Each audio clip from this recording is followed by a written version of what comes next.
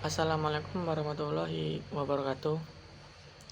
Nama saya Fani Hidayatullah, NIM E2019-3104, kelas AKS 3, Prodi Akuntansi Syariah, Fakultas Ekonomi dan Bisnis Islam. Baik, jadi di sini saya akan mempresentasikan tentang makalah saya, yaitu tentang pengertian perekonomian dua sektor atau yang sering disebut ekonomi tertutup tanpa kebijakan pemerintah. Baik, langsung saja. Yang pertama yaitu pengertian perekonomian dua sektor. Jadi perekonomian dua sektor itu sering disebut dengan perekonomian tertutup sederhana, yang merupakan suatu perekonomian yang terdiri dari sektor rumah tangga dan sektor perusahaan.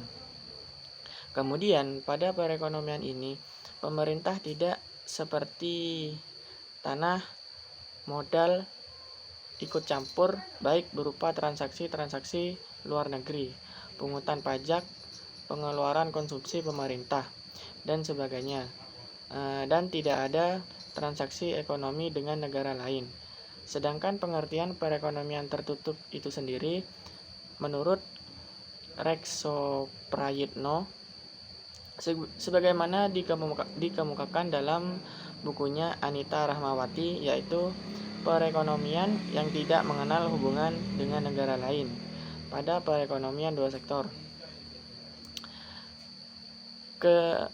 Kegiatan ekonomi suatu negara hanya dilakukan oleh rumah tangga dan rumah tangga perusahaan. Sektor rumah tangga menyerahkan faktor-faktor produksi yang dimiliki kepada perusahaan dan tenaga atau keahlian. Sedangkan bagi rumah tangga akan memperoleh imbalan dari perusahaan berupa sewa, bunga, upah, dan keuntungan. Baik, kemudian yang kedua yaitu fungsi konsumsi dan tabungan dalam pendekatan ekonomi konvensional. Jadi pada fungsi konsumsi ini, menurut Keynes yang dikemukakan dalam bukunya Huda et al. Yang dikutip dari buku Anita Rahmawati, pengeluaran konsumsi rumah tangga sangat dipengaruhi oleh besarnya pendapatan yang diterima. Dengan kata lain, konsumsi merupakan fungsi pendapatan, yaitu C sama dengan FY, yang dalam persamaan ditulis C sama dengan A plus BY. Jadi itu rumusnya. Kemudian yang ketiga atau yang C yaitu fungsi konsumsi dan tabungan dalam pendekatan ekonomi Islam.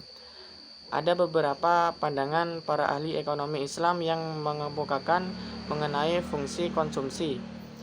Yang pertama yaitu pandangan Fakim Khan. Khan membagi tingkat pendapatan masyarakat menjadi dua, yaitu yang pertama, pendapatan yang berada di atas nisab atau angka minimal aset yang terkena kewajiban zakat dinotasikan YU. Yang kedua yaitu pendapatan yang berada di bawah nisab yang dinotasikan YL atau lower class atau golongan miskin.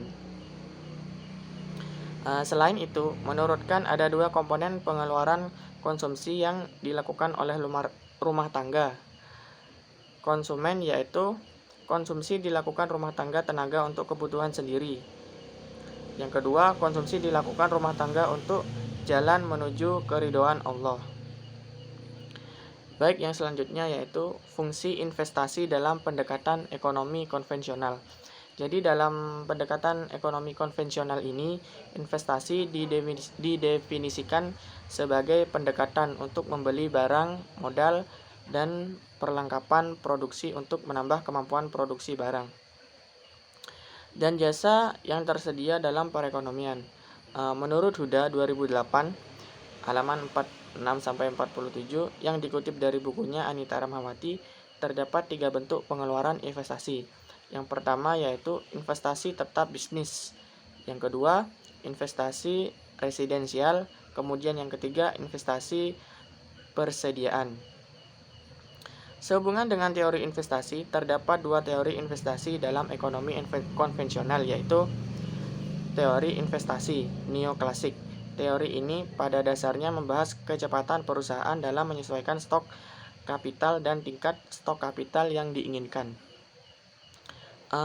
Hipotesis penyesuaian kapital menyatakan bahwa perusahaan merencanakan untuk menutup sebagian besar dari perbedaan antara stok kapital yang diinginkan dengan stok kapital aktual untuk setiap periode sehingga dapat dinyatakan persamaan K sama dengan K-1 plus K sama dengan K-1. Baik, yang terakhir yaitu fungsi investasi dalam pendekatan ekonomi Islam. Fungsi investasi dalam pendekatan ekonomi Islam tentu berbeda dengan fungsi investasi dalam pendekatan ekonomi konvensional. Karena fungsi investasi dalam ekonomi konvensional dipengaruhi tingkat suku bunga, di mana dalam hal ini berlaku pendekatan ekonomi Islam.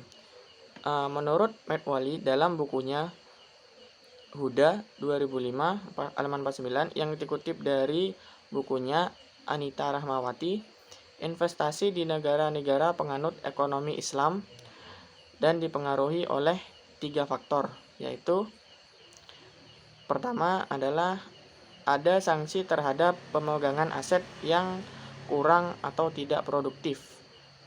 Yang kedua, dilarang melakukan berbagai bentuk spekulasi dan berbagai macam judi. Kemudian yang terakhir, tingkat bunga untuk berbagai pinjaman sama dengan 0. Maka seorang muslim boleh memilih tiga alternatif maksudnya, yaitu yang pertama memegang kekayaan dalam bentuk uang kas, memegang tabungan dalam bentuk aset tanpa berproduksi, kemudian yang C menginvestasikan tabungannya. Dari faktor di atas menunjukkan bahwa ekonomi Islam tingkat bunga tidak masuk dalam hitungan investasi tabungan yang tidak disalurkan ke investasi nyata. Maka seseorang akan terbebani zakat investasi dalam ekonomi Islam adalah fungsi dari tingkat keuntungan yang diharapkan, yang tergantung pada pangsa keuntungan relatif antara investor dari penyedia dana sebagai mitra usaha.